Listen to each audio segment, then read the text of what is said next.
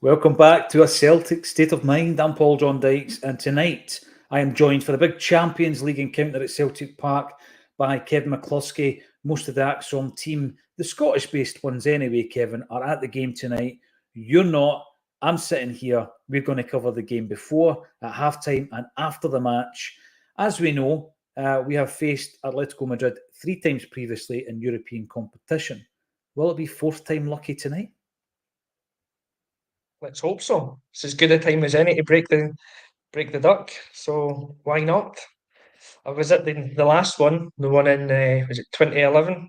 Yeah. We lost 1-0. I can't remember who scored them. I've got a feeling it was Reyes that used to play with Arsenal. I can't remember. But anyway, I was at that game, and there was a wee difference in class between the sides then. But you know, this is a different game. This is what 12 years later, whatever it is, totally different game. Bit more confidence. Let's go out and do it and break that duck.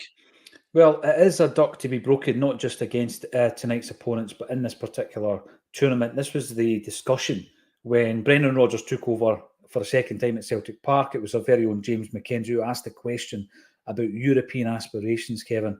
It's one of these things people say, you're not a European side, you're never going to be a European side. But when you're brought up with the tail, like guys like you are brought up with the tales of Celtic's European golden age of the 1960s and 70s. By the time we came round, it wasn't really the case. I mean, there wasn't a run in Europe between 1980 and Martin O'Neill's time whereby we were actually in Europe after Christmas. I mean, it was a shocking run. It was European Cup quarter-final against Real Madrid, 1980, where we beat them 2-0 at home, and we went over to the Bernabeu and were defeated 3-0. Right up to Martin O'Neill's time. So over 20 years of European failure. I remember it myself, Kevin, going through the 1980s. And you were lucky if you got into the second round, playing teams like Partizan Belgrade, Neuchâtel Xamax, Germinal Ekeren. I remember a famous victory against Cologne. That was one of the few famous victories where they beat us 2-0 away. Well. We pulled it back. But, it was few and far between. So we're harking back now to a golden age. The first time we met Atlético Madrid, 1974, European Cup semi-final. And that is where most of the bad blood comes from, if not, in fact, all of it comes from a fixture 49 years ago, whereby there were 7 Atlético Madrid players booked, 3 sent off, a fight in the tunnel, death threats when Celtic went over to Spain. I wasn't even born, but I still don't like them because of it. It's mental, isn't it? Something like that happens before your lifetime, and it kind of has a big impact on it. Because I've grown up my whole life being told you will dislike Atlético Madrid, and it's all because of that game. Right. I must say, who else is in that bracket? Rapid Vienna. Then you've got Rapid Vienna for sure. Racing Club. After that game, there's a team in Glasgow I'm not quite fond of either. Actually, there's been 2 teams in Glasgow. One's fairly recent establishment. The other one was a little bit older. But there's not very many other teams that I would say we dislike. Maybe in terms of the fan base, Hamburg and Ajax. Maybe in terms of the fan base. Yes, of course. Yeah, but no, there's not very many other teams that you get brought up to go because of a specific game. This is a team that you'll kind of grow up to hate, kind of thing. And I look at this Atlético team just now, and I've got a wee sneaking admiration for them because I see them as being the underdogs in Spain against Barca and Real. But when it comes to tonight, there's no admiration for them, and I'll quite happily read up on those games for the 70s and what they did to Jinky Johnson and the death threats and him coming off the park saying they're going to shoot me, and genuinely fearing for his safety. Yeah. So, yeah, for all those reasons, let's go out there and give them a doing on the park by playing the pure, beautiful, inventive football that Jockstein would have wanted us to play. Yeah, I mean, listen, it's going to go either way, right? It could be a famous European night. You and I covered the Real Madrid game last season. In fact, we probably covered both games. The game over when Jota scored the free kick. We certainly covered the game at Celtic Park, where so near yet so far, and it's been a story of our European endeavours as of late. And I think that Brendan Rodgers is, he's ambitious enough to think that he can do something, he can progress in some way as a manager of Celtic on the European stage. As a fan, you've got to temper that enthusiasm at times. We're a very small fish in terms of the financial ability to compete. But as Brendan said leading into this game, Kevin, you don't have to be the best team to win on nights like tonight. Were we better than Barcelona in 2012? As a football team, it's hard to argue because we won the game. But, you look at the stats, you look at the possession, you look what they went on to achieve after that game. And it's just, the worlds aligned on that particular evening and we got the result. Now, this is a very, very good side that we're up against this evening. But I also think Celtic are playing with a confidence. We're starting to play with a wee bit more of an identity and a flair under Brendan Rodgers. And it's come at a good time for us. People might say, listen, it's a good time for them as well. It's come at a good time for us because we're on a run of good form now, aren't we? We are. The performances over the last few weeks, prior to the international break and then coming back at the weekend there, really kind of stepped up a level. First few weeks, you could see a few players getting used to slightly different system. The fullbacks in particular were not quite themselves. Callum McGregor looked off the pace for the first few games. Just never quite got into his groove. And then slowly but surely, week by week, everyone's just improved. They've got that kind of 1%, 2% better every week. And now, like touch wood and all that, going into this game, we're running like a kind of well-oiled machine. Players seem to know their positions. They know the runs to make now. They know where their teammates are going to be. We saw it after just 3 minutes on Sunday at Tynecastle. They've got, we called it the gallousness of Palmer to play that pass over the top. I mean, that's a pass you play maybe 15, 20 minutes into the game once you've worked your way in. He's doing it after 3 minutes, and he knows that O'Reilly's making the run and finishing it off. So you can see that we've definitely improved from the start of the season. And our European performances up till now, I think have actually been pretty decent. We're so unlucky to have played as well as we have in the first two games and have no points. So another performance of that kind of level, maybe just a wee bit better tonight. And you never know, we could come away with 3 points. And we need to pick something up. I think Brendan said that as well in his pre-match. We need to pick something up tonight so you can be sure that the players will be right up for this game and wanting to give it their all to make sure that happens. Yeah, if you haven't seen the teams yet, we'll run through them and we'll have a discussion in relation to how Celtic have lined up. Joe Hart in goals, Alistair Johnston at right back with Greg Taylor at left back, the central defensive partnership of Carter Vickers and Liam Scales. At midfield, three of Matt O'Reilly, Callum McGregor and Rio Atati. And up top, we have Dyson Maeda, Kyogo Furuhashi and Louis Palma. On the bench for Celtic, interesting enough, Lagerbielke, who we spoke about earlier on today, makes the bench. We've got Nat Phillips, Yang, Turnbull, Iwata, Bernardo, Bain, Morrison, Forrest, Ralston and Mikey Johnston making up the homegrown quota there as well, Kevin. And for Atletico Madrid, we have Oblak, Savic, Witzel, Hermoso, Molina, De Paul, Koke, Niguez, Galan, Gil, Morata and Griezmann, who make up the Atletico Madrid side. And it is a great side. What you're looking at here is for us to be at the absolute top of our game. And as you say, the margins that we keep talking about is becoming cliched, as being clinical in front of your goal and cutting out the errors at the back. So we'll start at the back. Joe Hart and goals. We were talking earlier on today about his season so far, Kevin. I've been thoroughly impressed, I've got to say. James was giving him a dig out for some of the errors that he's made this season. But I think he's minimised errors compared to last season. I think he has as well.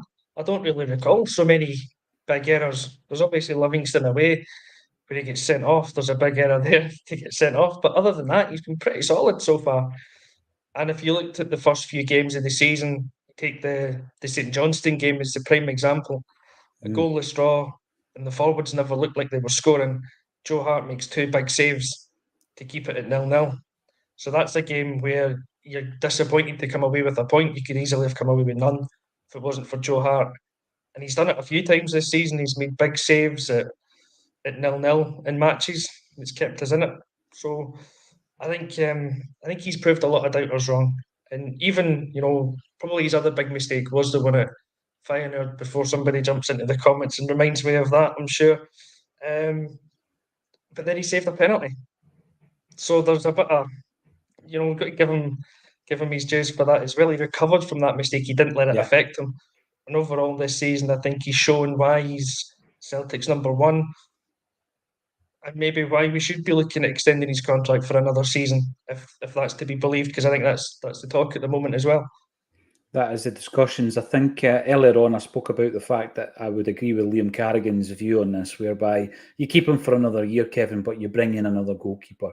And you clear the decks with what you've got at the club at the moment. Scott Bain obviously on the bench tonight, Benji Siegrist.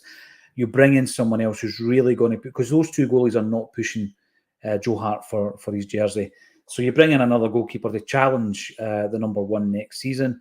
I'm pretty confident with him tonight. I think that on occasions like tonight, he's got that experience both at this level, big games for England at international level. I've got no doubts that he's going to be a big player for us tonight, and he's going to have to be the way, because we are going to be under the cosh for long periods tonight, and you need to be able to have that discipline to stick to your game and just not let the onslaught make you think this is going to be 90 minutes of one-way traffic. If you can be resolute with your defensive system, we will get chances at the other end. We do have creative players that are going to do that.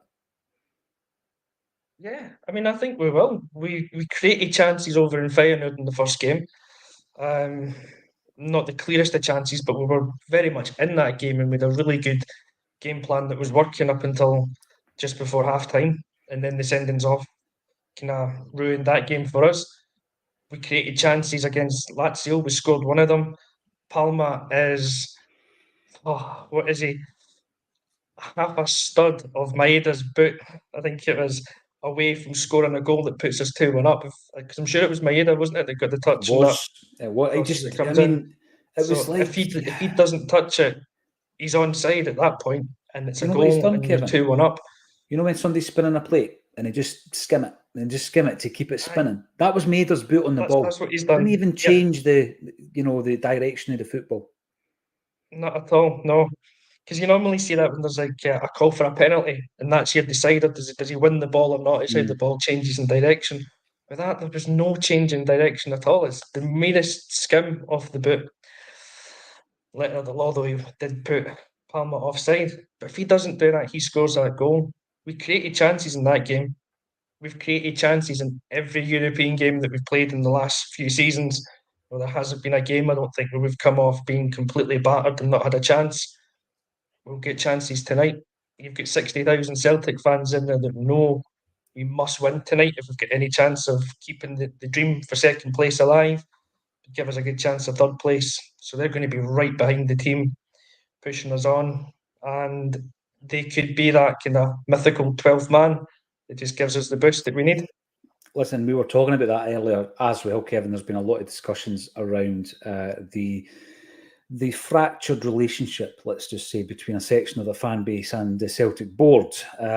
Even when things are going well, there are going to be disagreements. We have, a squad of fans at the North Curve, the Green Brigade, who have been pushing for fans to take Palestinian flags into the ground tonight. Celtic, as a football club via the board, have made it clear they don't want that to happen. But already on social media, I've been seeing pictures of a display which is in the colours of the Palestine flag on the standing section at Celtic Park. So Jungle Lion makes the point. Celtic statement might backfire tonight. It looks as though they are organised. There's one thing about the Green Brigade, about the Ultras. They're an organised group, Kevin. They're able to communicate throughout the ranks and organise things like tifos, displays, protests. It is happening tonight, and there's nothing that's going to stop them. No, I think it was Natasha that shared the letter in the WhatsApp chat this morning, so it was the first I saw of it. And as soon as I saw it, I just thought, well, you've just guaranteed about 20 to 30,000 Palestinian flags are going to appear in the stadium for that.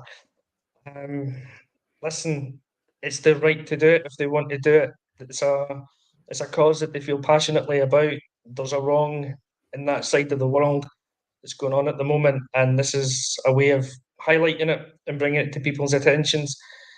I don't think you can justify banning a flag from a football stadium that's the flag of our country. I don't think it's an offensive flag. I understand why Celtic don't want us to bring it in, because the club will get fined, because for some reason UEFA doesn't allow that. They'll allow, because of the political element of it, but they will allow the flags of somewhere like Ukraine. Now, that's a completely political argument that's going on there as well, and no club has been fined for flying Ukrainian flags. I don't see the difference here necessarily. But yeah, the club's kind of tried to not stoke the flames, calm the flames of that one, but they've ended up kind of shooting themselves in the foot and stoking the flames. And yeah, I think we'll see that big display tonight, and that just shows, as you say, the disconnect between an element of the support and the board. The thing is, we're unlikely to see that on the TV screens, because they do their best not to look at that and not to broadcast it, and highlight it as well. But I think we need to even get away from saying that the waving of a flag is a political statement. It's a humanitarian statement that's been made by the Celtic support to say that this is wrong, that innocent civilians being murdered, not in the last week, not since the 7th of October, but for the last 75 years, is incorrect. And if there's a political narrative from our state, where we live, in the media, who obviously are just spewing out the propaganda, Kevin, then the Celtic fan base will stand up to it. And I think that fair play to them. I wouldn't expect any less. They always stand up for people in our cause, yes. So no, you don't expect any less. 100%. So we've got Claffs, 1978, the year I was born. Hail from Corby. What is it with Corby? Let us know, Claffs. There's a big Celtic contingent in Corby. Educate me. Why is there so many Celtic fans down there? We need to get down and do an Acsom event actually down in Corby. Give us a shout. Let us know where the best place is to do it. Palma and Kyogo to score in a 3-0 win. Well, who's scoring the double? Let us know. A 3-0 win would be phenomenal. But Andrew comes in and says here, Kevin, Andrew Kingsland, tough game ahead tonight. Any win will do for Celtic. Listen, I get that, right? See if you come away with a draw tonight. It's a great result against this team. Yeah, if you look at that team on paper, taking a draw right now would be a fantastic result. But I don't want to settle for that. I want us to go and get the 3 points. But you're playing against a side here that's got De Paul in the midfield, who's just won a World Cup for Argentina. Griezmann's won a World Cup for France. Morata's won the Nations League for Spain fairly recently, and Champions Leagues, I think. And it's a star-studded team they've got. So you would take a draw, but I'd rather take that win by any means possible right now. Yeah. Now, Double Denim, I love hearing how people watch and enjoy Acsom. I was getting told at the St. Roch's game that a couple like to, from time to time, snuggle up in bed and watch a wee bit of the Acsom. So if that's you, wherever you are in the world, enjoy it. And hopefully you've got a nice wee hot cup of cocoa just to see you through the next couple of hours. Double Denim. A wee hot water bottle and a wee cup of cocoa. A wee hot me and you. Double Denim. The night. We will. We'll get through this together. Moan the Hoops got my anniversary shirt on, and a belter it is as well. Acsom at the ready. 3 generations on the couch. How good is that? Let's go 2-1 Celtic. If we get a 2-1 win tonight, I will be delighted. In fact, if we get a 2-1 win tonight, I'll wear Double Denim on the show tomorrow. There we go. Jungle Lion. Acsom have to get a sweet in the ground to do these shows for the Extra Buzz. Listen, right, the thing with that is we started doing these during the pandemic. I had no choice than to do them within the confines of your own space, Kevin. But as time has gone on, and obviously coming out of the lockdown, we've looked at all these different avenues. Do you get a pub near to the stadium? Do you do it? And I even thought about doing it in the back of a wee camper van in the car park just outside Celtic Park. I love the idea of doing it in a suite, but we've been told that particularly when games are being broadcast, which is just about all the time, you can't broadcast. It's against broadcasting rules within a footprint of the stadium. We get away with it on a Monday morning because there's no games on a Monday, and we do the wonder, nobody bothers us. But if we were to try to do that on the eve of a game, for example, there would be a broadcasting embargo. We wouldn't be allowed to do it. We are looking into how to change it slightly on match day. From purely selfish reasons, I wouldn't mind going to the games, Kev. And because you're in Hungary, maybe you can cover them whilst I'm actually in the stadium. But yes, we are looking at ways to improve it all the time. Jungle Line, get your predictions in the comment section. How happy are you with the team? We said today, Kevin, it was one of the Bill Shankly moments whereby Brendan Rodgers could come in and say, listen, same team as it was on Sunday, because we have found that kind of fluidity. It's a strong side. There's maybe a couple of surprises in there compared to the beginning of the season, i.e. Palmer perhaps, and maybe Scales. But that is the strongest team, if you ask me, that we have got at our disposal at the moment. Yeah, it's the strongest team, the players that's available. And one of the guys that you mentioned, it's the surprise to come in there. Scales absolutely earns his right to be there. We've spoken about him quite a bit over the last few weeks, but quite rightly, because he's deserved every bit of praise that he's got, because start of the season, me and you in particular, in the earlier games, pretty open that you're a little bit wary about him being in the team because you think there's a mistake going to come, as Jerry also mentioned on Monday. And now he's gotten us to a point where you're fairly comfortable and confident to see his name there. And he fits in there. And that team at the moment, 100% is the best team that we've got available. Why would you change it if you didn't have to? I used to think I was a bit of a fan of the rotation system at times, but now I'm thinking we've got a settled 11, just play it every week. It builds confidence, it builds rhythm, it builds everything that's positive about that team. And, the way they've played in the last few games gives you that wee bit of hope that you can go into any game and you can give your opposition a game. To use the Real Madrid game from last season as well, we talked ourselves into believing that we could beat Real Madrid before the game, kind of half jokingly. And then by half time, I think we actually began to believe it. And that's what this team can do to you. So I'm going to go into this game right now with that same mindset and think we can do this. There's no point in being here if we don't think that we can do it. It's going to be a really tough game. We all know that. There's no one thinking it's going to be a walk in the park for us, but home at Celtic Park, Champions League night under the lights, get the Billy McNeil romance in the go, and you just never know. No, you're right. You're absolutely right. And I think I do get a sense that on a Monday when I'm taking the wander where the place is empty, it's quite early, and you're taking that wander round, you're just thinking, add the people. It's just a big, grey building with plastic seats, but you add the 60,000 people into that stadium. And that's where the magic happens, Kevin, right? Because you do get a sense that when you're walking around, it's a big barren space. There's people emptying bins. It's just another big football stadium. And you add the Celtic fans. That's the magic dust. That is what adds the ingredient that can make things happen, like tonight, Paddy Burns. Are we all in for a magical night? Let's hope so. And AGSC, I like this as well. A win tonight puts us 1 point within both Lazio and Atlético. This group is wide open if we win this evening, absolutely. And Mount Cadath, Mogwai fan, love that. I am fearful our strategy plays into their hands and they hurt us on the counter with quality. We can hurt them on the counter with quality as well, Kevin.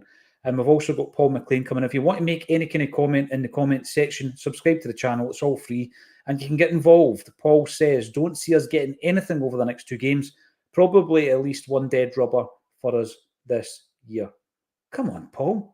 Get with the programme. We're talking about magic fairy dust and fairy tales and big wins at Celtic Park tonight, Kev. You've got to have belief. And I think that Brendan Rodgers does have that, doesn't he? He said that he's got that ability to make you believe that you can elevate yourself as an individual and as a team to compete in games like this.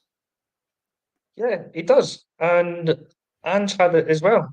Because as we go back to last season, before every single game, I think we covered them all, and we genuinely believed that we could win every single game, especially after the Madrid game, because I think we were just so impressed by how well we played in that first hour that we thought we've actually got a style there that it's confident and it's bold and it's attacking and we're playing it well. We could give everyone a game. And Brendan's not quite got that same style, but he's got something else about him. It's like that pragmatism when you go, he knows how to manage games. So Ange wants to go out and blow a team away. Brendan will go out there and try and suss the team out. He'll have us playing a clever game. And as I'd said before, I think the game plan that we had in the first two games was perfect. They were both spot on. It was a daft goal that we lost just before half time that threw us against Feyenoord, and then a mad 5 minutes in the second half. And then against Lazio, the game plan was perfect. It was it was Maeda's big toe that cost us the victory in that game. We've done the majority of things right over the first two games, and it does give you the confidence that you can go into the biggest game out of the lot of them so far and think that we're not going to be overawed and we can take something from it if we stick to the game plan. And yeah, there's nothing out of the first two games that makes you believe that we won't stick to the game plan. So yeah, like the Paul McLean was it that come up and said, we're not going to take anything from the next two games. He might be right, we might not, but it's not going to be through the lack of trying or effort. No, you're right. Now, John Moore is asking if we're actually showing the game tonight. We could try and pull together, Kevin, for the broadcast fees, but unfortunately not. We're not going to be showing the game, but we will be back, John, at halftime for 15 minutes. Got a spare couple of $100,000 to buy the rights for this game, no? You know who did that? Fergus McCann did that, and he did it for the game that Dixie Deans missed the penalty kick against AC Milan. Another semi-final, 1972 European Cup semi-final, and he got the broadcasting rights to satellite broadcast that game over in Canada at the cost of £100,000. Fergus McCann, there you go. No, I don't have that kind of money, unfortunately. Odd Bob, break a 10-year curse tonight. Why not? We've also got the DJ of choice. This is a day for 3 points, I say. For 3 points, I say. Right. Liam Scales, we've been talking a lot about him and that partnership that he has with Carter Vickers as well, but I also think that the performance levels of Greg Taylor have improved significantly. What's your take on Alistair Johnston? He's not really doing the inverted thing, is he? He's not. You threw a curveball there because you'd mentioned Carter Vickers, Scales and Taylor, who I was expecting you to ask me about, and now you've thrown in Alistair Johnston. I've got to keep you on your toes. I think Johnston's... Well, good. Someone should. I think Johnson's just had an Alistair Johnston type start to the season where he just goes about and does his business really unfussily, and you could go through a game and not really notice him, but in the best way possible, because he's solid and reliable, and he's gone back to the more sort of traditional up and down the line fullback position, which I think suits him, because as much as he was good last season coming in field, and you can tell from his time having played as a right centre back, he is fairly comfortable on the ball. But his main strength, I think, is just kind of going up and down the line, providing the support for whoever's in front of him. Going to be probably Dyson tonight. Johnson's just Johnson. He's full-blooded and committed, and this could be a perfect kind of game for him. If he's up against maybe somebody like Griezmann from time to time, that'll be a right good battle. So let's see how he copes with it. And he's one of those players that we think and we rate really highly. So this is the kind of game that he's got to come out there and prove to us or the rest of the world that he's as good as we think he is. There's also players like Scales who, not that long ago, members of the Acsom team were asking whether or not he was Champions League quality. I've heard that argument around Greg Taylor as well. And I was even hearing it regarding Kyogo until he scored the goal against Lazio. I always thought he was Champions League quality. He's broken that duck. I can see him scoring again tonight. We've got Michael Lee MCC. You have made me believe, Paul John, 2-1 Celtic. And Ridiculizer is telling us, updating us, that there are plenty of Palestine and Irish flags in the crowd, which is what I would expect. We're not looking at the footage at the moment, but we are going to be there within the next 60 seconds or so. I asked about Corby, and Geza A is coming up. Steelworks in Corby attracted many Scottish immigrants, and I do believe there's a big Celtic supporters club down there. If you're a member, if you know someone who's down there, give us a shout. It wouldn't be bad for us to go down, bring the Acsom troop, bring the road show, bring an ex-Celt, and have a wee night with the Corby CSC. Prediction for tonight, Kevin, before we get to the action? Well, it's been positivity so far, so let's say 2-1 Celtic. 2-1 Celtic. I'm just trying to think if I predicted a score earlier on today. I'm going to go 2-1 Celtic as well. And I'm going to ask you the question before we get to the You know action, what? Kevin. Sorry, I actually said 2-2 earlier on Monday with Jerry.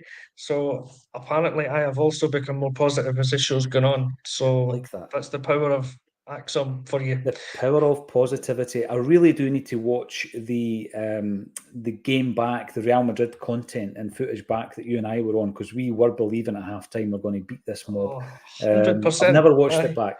Never watched it back, but I'm going to do that just for the crack.